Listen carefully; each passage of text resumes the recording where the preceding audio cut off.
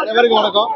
அதாவது தீவிர வாக்காளர் திருத்தத்தை எதிர்த்து இன்னைக்கு தமிழகம் முழுவதும் எங்களுடைய தளபதியுடைய உத்தரவு தமிழகம் முழுவதும் அனைத்து மாவட்ட தலைநகரங்களும் இன்னைக்கு ஆர்ப்பாட்டம்.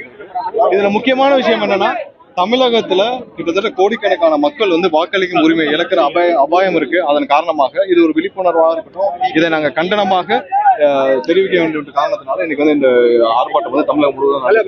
இதுல பல விதத்துல ஒரு சராசரியா இது ஒரு இந்த பணிகள்ல நிறைய சிக்கல்கள் இருக்குது. என்னன்னு பாத்தீங்கன்னா 69,000 பூத்துகளுக்கும் 69,000 பிஎல்ஓ நியமிச்சிருக்காங்க. அதுல பெரும்பாலும் ஆசிரியர்கள் அங்கன்வாடி பணியாளர்கள். அவங்க வந்து பள்ளிக்கூடங்களுக்கே போய் அவங்க வேலையை பார்த்துட்டு அதுக்கப்புறம் முடிச்சு அவங்க போய் ஒவ்வொருத்தரும் பார்க்கணும். இந்த அரசு வந்து எவ்வளவு தூரம் இந்த ஆசிரியர்களை கொடுமைப்படுத்தின இந்த அளவுக்கு வந்து இவங்களுக்கு 4.5 வருஷம் எல்லா உரிமைகளையும் பறிக்கப்பட்டு ஒவ்வொரு இடத்துலயும் ஆசிரியர்களை அடிமைகள் போல நடத்தி வருகிறார் அந்த தமிழக அரசு. இதுல ஒரு விஷயம் என்னன்னா, இவர்கள் அதிகப்படியாக நியமிக்க வேண்டும். ஏன்னா 69,000 பேர் சராசரியா ஒரு நாளைக்கு 10 ஃபார்ம் தான் போய் கொடுத்து வர முடியும். ஏன்னா ஒவ்வொருத்தரும் புதுசு. ஒரு ஆசிரியர் போய் கொடுத்தீங்கன்னா அவங்களுக்கு இந்த தெருவில் என்ன இருக்குன்னா எதுவும் தெரியாது. ஸோ அவங்க புதுசா போய் ஒவ்வொரு இடத்துலையும் கொடுத்து அந்த ஃபார்மை ஃபில் பண்ணி வாங்கணும்னா 10 தான் செய்ய முடியும் ஒரு சராசரி மனிதர்களால. இதுல அவங்க வந்து சனி ஞாயிறு எல்லாம் பயன்படுத்தப்படுறாங்க. இதுல அதிகப்படியான பணியாளர்களை நியமிக்க வேண்டும். இது ஒரே முதல் ஒரு குற்றச்சாட்டு. அதற்கு பின்னால் இதுல திமுகவினர் நிறைய பேர் வந்து அந்தந்த பிஎல்ஓக்கள் தான் அவங்களுடைய இன்ஃபுளுன்ஸ் பண்ணி அவர்களை மிரட்டப்பட்டோம். அவர்கள் அந்த ஃபார்ம்களை வாங்கி நிறைய இடத்துல பண்ணிக்கே வந்து செய்திகள் வந்துருச்சு.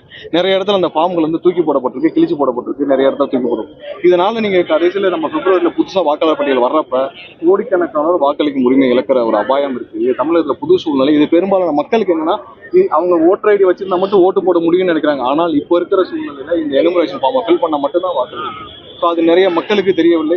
இதை வந்து இவ்வளவு அவசரமாக பண்ண வேண்டிய அவசியம் இல்லை. இதை சரி செய்யறதுக்கான பல வழிகள் இருக்கு. நீங்க ஆதார் கார்டு இணைச்சு பண்ணலாம், நிறைய வழிகள் இருக்கு. ஸோ அதையெல்லாம் செய்யாமல் இவ்வளவு சீக்கிரம் வந்து இவ்வளவு அவசரமாக செய்வது எதையோ இவர்கள் மறைக்கிறார்கள். இவர்கள் குறுக்கு வழியில வர பார்க்கிறார்கள். திமுகவினருக்கு வேற வழியே இல்லை. இன்னைக்கு வந்து தமிழக வெற்றி கழகம் தான் அடுத்த 2027 மக்களால் பெரும்பாலும் அவதரிக்கப்படுற ஒரு கட்சியாக இருக்கு. எங்களுடைய தலைவர் தான் முதல்வர் வருவார். அதை தாங்க முடியாமல் இப்ப இந்த மாதிரியான எலெக்ஷன் கமிஷன் கொடுக்குற இந்த மாதிரியான ஒரு சில வழிகளை இவர்கள் குறுக்கு வழியாக பயன்படுத்திக்கிட்டு இவங்க இதன் மூலமாக நிறைய இடத்துல முறைகேடுகள் செய்ய முற்படுறாங்க. எங்களுடைய தமிழக வெற்றி கழக நிர்வாகிகளும் பல இடத்துல வந்து அனுமதிக்கப்படவில்லை. அவங்க பக்கத்துல கூட கொடுக்கறதில்ல. நிறைய பேர் இப்ப சீனியர் சிட்டிசன்ஸ் இப்ப இங்கேயே பாத்தீங்கன்னா வச்சுக்கோங்க, மதுரையிலேயே ஒரு ஆணையோ தெப்பை குளத்தில் இருக்கிற என்னுடைய நெருங்கிய நண்பர்களுடைய தாய் தந்தையர் கூட அவங்களுடைய வாக்காளர் பட்டியலே இல்லைங்கிறாங்க. 40-50 வருஷம் வாக்களித்தவர்கள் அவர்கள் இன்னைக்கு பட்டியலே இல்லைன்னு புதுசா போய் பதிவு செய்யறாங்க. அவங்க என்ன போய் 1960-70 படிச்ச 10th சர்டிபிகேட் எடுத்துட்டு போய் பதிவு செய்ய முடியுமா? இது நடைமுறையில சாத்தியமா? இது இங்க மதுரை மாதிரியான ஒரு முக்கிய சிட்டிக்குள்ள இருக்கிறதே இந்த பிரச்சனைனா, ரூரல்ல கிராமங்கள்ல இப்ப நீங்க கிராமத்துல இருக்கிற ஒரு பாமர மக்கள்கிட்ட எப்படி இது இருக்கும்? அவங்க ஃபில் பண்ணியும் கொடுக்க முடியாது. அவங்க பட்டியல் இல்லைன்னா அவங்களுக்கு வேற வழியும் கிடையாது. இவங்க வந்து ஒரு சிபிஎஸ் பென்ஷன் மாதிரி பல பேருக்கு பென்ஷனே புடுங்கிட்டாங்க. அதையே மக்கள் திரும்ப வாங்க முடியல. வாக்காளர் பட்டியலில் போய் ஃபார்ம் கொடுக்கறதுக்காக மக்கள் வந்து இவ்வளவு கஷ்டப்பட்டு போறாங்க. ஸோ இது கோடிக்கணக்கான மக்களுடைய வாக்களிக்கும் உரிமையை இழக்கிறதுக்கான வழியா இருக்கு. கோடி வாக்காளர்களை ஒரு பக்கம் வழக்கு, ஒரு பக்கம் அந்த பணிகளை மேற்பார்வையிட சொல்றது ஒரு குற்றச்சாட்டு. நீங்களும் பேசும்போது தாவேக்காவினர் இந்த பணிகளை செய்யுங்கன்னு தானே சொல்றீங்க. இல்ல, இதை கண்டிப்பாக உதவி செய்ய வேண்டும். ஆனால் இந்த ப்ராசஸ்ல நடக்கிற தவறுகளை நம்ம கண்டிப்பா சொல்லிருக்கோம். நீங்க எங்களுடைய தலைவருடைய வீடியோல இது தெளிவா சொல்லிருக்கார். இது கண்டிப்பாக, ஏன்னா ஒரு 10 லட்சம் போலி வாக்காளர்கள் நீங்க சரி செய்ய எப்படி நீங்க வந்து கேஸ் கனெக்ஷன்ல பல லட்சம் போலி கேஸ் கனெக்ஷன் இருக்குன்னு எப்படி சரி பண்ணீங்க? ஆதார் கார்டு அனுப்பிச்சு சரி பண்ணீங்கல்ல. பல லட்சம் பேங்க் அக்கௌண்ட் இருந்துச்சு. அந்த பேங்க் அக்கௌண்ட்டை நீங்க சரி பண்ணணும். போலி பேங்க் அக்கௌண்ட் சரி பண்ணி எப்படி சரி பண்ணீங்க? இதே மாதிரியா எல்லாருக்கும் கேஸ் கனெக்ஷன் நாங்க கேன்சல் பண்ணிடுறோம். கேன்சல் பண்ணிட்டு புதுசா நீங்க வந்து இன்னைக்கு இருந்து புதுசா ஃபார்ம் கொடுக்கணும்னு சொன்னீங்க. இதுல மட்டும் ஏன் இவ்வளவு லெத்தாச்சு? இது ரொம்ப முக்கியமான விஷயம் இல்லையா? இதுல நீங்க பல விஷயம் அப்படி ரேஷன் கார்டு என்ன பண்ணீங்க? போலி ரேஷன் கார்டுகளை மாத்திரத்துக்கு டிஜிட்டலைஸ் பண்ணி அதை ஆதார் கார்டு இருந்துச்சு. அதுல இருந்து நிறைய விஷயங்கள் நிறைய இழைச்சிங்க. அது மாதிரி தானே நிறைய போலி அக்கௌண்ட் நீங்க சரி பண்ணிருக்கீங்க. இதுல மட்டும் நீங்க எல்லாரையும் தூக்கி விட்டு முதல்ல இருந்து கொடுக்கணும்னா அதுக்கான டைம் இல்லையா? நீங்க இந்த பணிகளை 1 வருஷத்துக்கு முன்னாடி செஞ்சிருந்தீங்க. போன வருஷம் இதே டைம்ல செஞ்சாங்க. அப்ப இதே மாதிரி செஞ்சீங்கன்னா பரவாயில்ல. இன்னைக்கு டைம் இல்லையா? 1 மாசத்துக்குள்ள எப்படி கொடுக்க முடியும்? இப்ப ஆசிரியர்களை பயன்படுத்துறீங்க. அவர்கள் பாவம் இல்லையா? அவங்க வந்து இன்னைக்கு 1 மாசத்துக்குள்ள 10th 12th எல்லாம் பொது தேர்வுகள் இருக்கு. அவங்க பிள்ளைகளுக்கு சொல்லிக் கொடுப்பாங்களா? அதுவும் அரசு பள்ளிகளுக்கு மட்டும் ஏன் இந்த இது? அரசு பள்ளி ஆசிரியர்கள் பாவம், பிள்ளைகளும் படிக்க முடியாது, ஆசிரியர்களும் வேலை பார்க்க முடியாது. 24 மணி இந்த வேலையை பார்த்துட்டு அப்புறம் என்னைக்கு போய் பிள்ளைகளுக்கு சொல்லிக் கொடுப்பாங்க?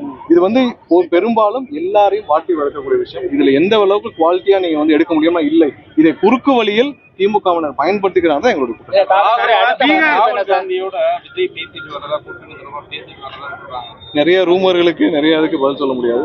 அந்த மாதிரி எதனா அறிவிப்புகள் இருந்தா கண்டிப்பா பொது வழியில கண்டிப்பா அறிவிப்புகள் இருக்கும். ஏதாவது அந்த மாதிரி ஏதாவது ரூமர்களுக்கு பதில் சொல்ல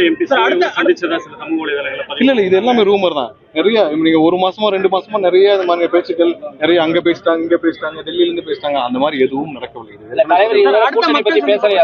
இல்ல இதுக்கான ஏதாவது அறிவிப்புகள் பொதுவில் கொடுக்குற மாதிரி இருந்தா பொது வழியில கண்டிப்பாக கொடுப்போம். அது மற்றபடி இந்த நிறைய ரூமர்களுக்கு நம்ம எடுத்து பதில் சொல்லிட்டு இருக்க வேண்டிய அவசியம் இல்லை. நம்ம எங்களுடைய தலைவருடைய ஒரே குறிக்கோள் மக்கள்கிட்ட எங்களுக்கு பெரும்பாலும் மக்கள்கிட்ட செல்வாக்கு இருக்கு. மக்களை சந்திக்க வேண்டிய பணிகள் நிறைய இருக்கு. அதுல முன்னெடுப்புல இருக்கும். கண்டிப்பா அடுத்தடுத்த கட்டத்துல மக்கள் சந்திப்பாங்க. தாவேக்காவை காப்பாத்திக்கணும்னா நீங்க அதிமுகவோட வந்துருங்கலாம் முன்னாள் அமைச்சர்கள் பேசுறாங்க. உங்களை இன்னொரு பவன் கல்யாணம் ஆக்கணும்னா பேசுறாங்க. இங்க இருக்கிற அமைச்சர் முன்னாள் அமைச்சர்கள் எல்லாம் பேசுறாங்க. யார் பேசுறாங்களோ அவங்க வந்து அவங்களுடைய நோக்கம் என்னன்னு மறந்துட்டு பேசுறாங்கன்னு அர்த்தம். அப்படி பேசுறவங்க ஒண்ணு திமுகவோட அன்கோல இருக்காங்களா? ஏன்னா அவங்களுடைய பிரதான எதிரி திமுகவை பேசுவதை விடுத்துட்டு அவர்கள் என்று தமிழக வெற்றி கழகத்தை பற்றி பேசுறாங்க. நாங்கள் எங்களுடைய எதிரி யாருன்னு சொல்லிட்டோம். எங்களுடைய கொள்கை எதிரி யாருன்னு சொல்லிட்டு எங்களுடைய அரசியல் எதிரி யாருன்னு சொல்லிட்டோம். அவர்களை பற்றி மட்டும்தான் நாங்கள் பேசிக் கொண்டிருக்கிறோம். ஆட்சியில் இல்லாதவர்கள் பற்றி நாங்கள் பேசுவதில்லை. யார் அப்படி பேசுறாங்களோ அவர்கள் மறைமுகமாக திமுகவுக்கு உதவி செய்யறாங்கன்னு அர்த்தம். வரவேற்க தானே செய்யறாங்க. உங்களை கூட்டணிக்கு தானே கூப்பிடுறாங்க. தவறா ஒண்ணும் பேசலையே. இல்ல கூட்டணிக்கு யார் வேண்டாலும் கூப்பிடலாம். ஆனால் மற்ற தேவையில்லாத வார்த்தைகள் கண்டிப்பாக நாங்கள் என்றும் யாரை பற்றியும் தவறாக எந்த கட்சியை பற்றியும் பேசுவது எங்களுடைய கொள்கை எதிரியோ அரசியலை தவிர்த்து வேற யாரை பற்றியும் பேசியதில்லை. அவர்கள் தவறாக பேசுறாருன்னு சொன்னீங்க, அதுக்காக நான் சொல்றேன். நாங்கள் யாரை பற்றியும் பேசவில்லை. அவர்கள் தவறாக பேசுகிறார் என்றால் அது அவர்களுடைய கொள்கையில் திமுக எதிர்ப்புன்ற ஒண்ணை மட்டும் வச்சு பண்ணிடலாமா சார்? மட்டும்தான் சொல்றீங்க. அதிமுக இடம் இல்ல அதிமுக இன்று ஆட்சியில் இல்லாத ஒரு கட்சி. இன்னைக்கு ஆட்சியில் இல்லாத கட்சி. அவர்களை சொல்லி நாங்கள் பேசி நாங்கள் தேவையில்லாமல் மக்களை குழப்ப வேண்டிய அவசியம் இல்லை. இன்று எங்களுடைய பிரதான தமிழக மக்களுக்கு முக்கிய விரோதியாக இருக்கிற திமுக தான் எங்களுடைய பிரதான அரசியல் எதிரி, கொள்கை எதிரியாக இங்க பாரதிய ஜனதா கட்சி எங்களுடைய தலைவர் அவர்கள். உங்க 2 பேரை பத்தி நாங்க பேச முடியும். ஆட்சியில் அரசியல்ல இன்னைக்கு ஆட்சியில் இல்லாதவர்களை பத்தி நாங்க பேச வேண்டிய அவசியம் இல்லை. பீகார்ல தேசிய ஜனநாயக கூட்டணி பெரிய வெற்றி பெற்றிருக்காங்க. நீங்க தேசிய ஜனநாயக கூட்டணிக்கு போறதுக்கு வாய்ப்பு இருக்குமா சார்? அதுதான் தெளிவா சொல்லிட்டோம். எங்களுடைய கூட்டணி நிலையில போன மாசத்துக்கு முன்னாடி என்ன நிலைப்பாட்டோ அதுல எந்த மாற்றமும் இல்லை. எங்களுடைய கொள்கை எதிரியாக பாரதிய ஜனதா கட்சியை சொல்லிவிட்டோம். அந்த கட்சியோடு இருக்கும் எந்த கட்சியோடும் நாங்கள் கூட்டணி இருக்க 1% இல்லை. அதற்கான ஒரு பாயிண்ட் புள்ளி சதவீதம் கூட வாய்ப்பு இல்லைன்றது தெளிவா சொல்லிட்டோம். இல்ல சார், இப்போ 2026 தேர்தலில் அதிமுக கூட்டணி இல்லைன்னு சொல்லிட்டு நம்ம உறுதியா சொல்ல முடியுமா சார்? நாங்க தான் ஏற்கனவே சொல்லிட்டோம். எங்களுடைய நிலைப்பாட்டில் எங்களுடைய தலைவர் தான் முதல்வர் வேட்பாளர். எங்களுடைய வெற்றி தலைவர் அண்ணன் விஜய் அவர்கள் தான் முதல் வேட்பாளர். எங்களுடைய கட்சியின் தலைமை ஏற்று யார் வருகிறார்களோ அது எங்களுக்கு கொள்கையில் எந்த முரண்பாடுகளும் கண்டிப்பாக இருக்கும். இதுல எந்த மாற்றமும் இல்லைன்றதா நாங்க முன்னாடி இருந்த எங்களுடைய நிலைப்பாட்டில் எந்த மாற்றம். நடிகர் அஜித் எங்களை பிரிக்க பாக்குறாங்க. நான் விஜய்க்கு நல்லதான் பண்ணுவேன். இந்த மாதிரி வேலை பார்க்கறவங்க கொஞ்சம் அமைதியா இருந்தா நல்லது. எங்களுடைய தளபதியுடைய நண்பர்.